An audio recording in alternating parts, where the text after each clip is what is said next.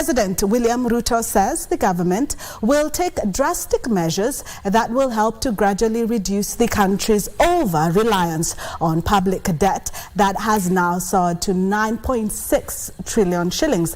The president, who spoke in Machakos County while awarding a charter to the county's first virtual university, added that the violence will not be tolerated. The president's remarks were backed by Makueni Governor Mutula Kilonzo Jr., among other Ukambani leaders in attendance, who called for dialogue to resolve the political differences between the Kenya Kwanza administration and the opposition.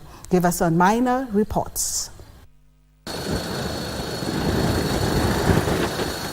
Speaking at Konza City in Machakos County Thursday afternoon, President William Ruto said his administration is banking on raising revenue locally to reduce the country's over-dependence on public borrowing that now stands at 9.6 trillion shillings.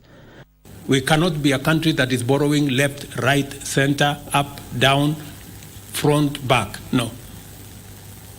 Because we run the real risk of going downhill.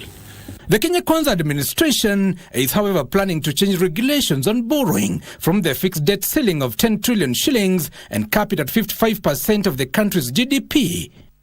The head of state, who promised to work with counties, also assured the national government would disburse the country's funds on time. The last financial year, in 2022, the government then crossed over with about 30 billion shillings belonging to counties. This year, I made sure that we paid to the last cent before we crossed the year.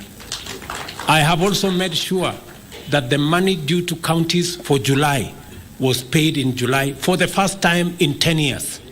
As the new bipartisan talks are set to begin, following the formation of the 10-member committee from both political divides, President Ruto spoke tough against political violence. We will compete with our knowledge, we will compete with our positions, but we will never compete in violence. We have to create stability, and we have to give Kenyans an opportunity to grow.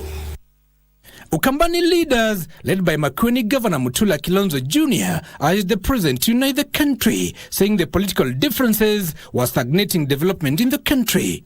It's important, Your Excellency, that we have peace in this country, because it is that peace that will bring us the sort of investment I have seen from that. We trust you, and Kenyans trust you.